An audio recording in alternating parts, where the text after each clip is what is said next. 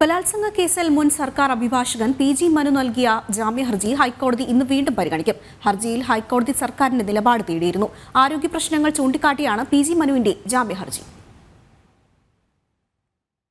എറണാകുളം സ്വദേശിനിയായ യുവതിയെ ബലാത്സംഗം ചെയ്തെന്ന കേസിൽ മുൻ സർക്കാർ അഭിഭാഷകനായ പി.ജി. മനു നൽകിയ ജാമ്യഹർജിയിൽ സർക്കാർ ഇന്ന് ഹൈക്കോടതിയിൽ നിലപാട് വ്യക്തമാക്കിയേക്കും.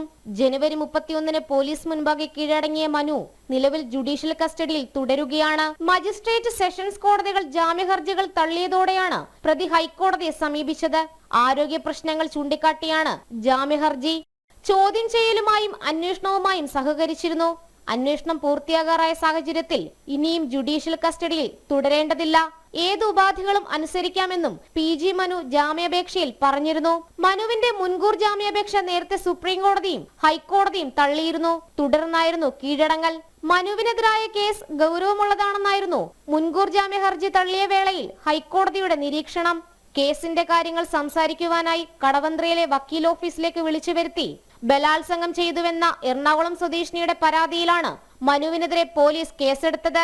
ദൃശ്യങ്ങൾ ഫോണിൽ പകർത്തിയെന്നും ആരോപണം ഉണ്ടായിരുന്നു. പരാതിയിൽ ചോറ്റാനിക്കര പോലീസ് കേസെടുത്തതിന് പിന്നാലെയായിരുന്നു സർക്കാർ അഭിഭാഷക സ്ഥാനത്തു നിന്നും പി.ജി. മനുവിനെ നീക്കം ചെയ്തത്. ജനം, കൊച്ചി.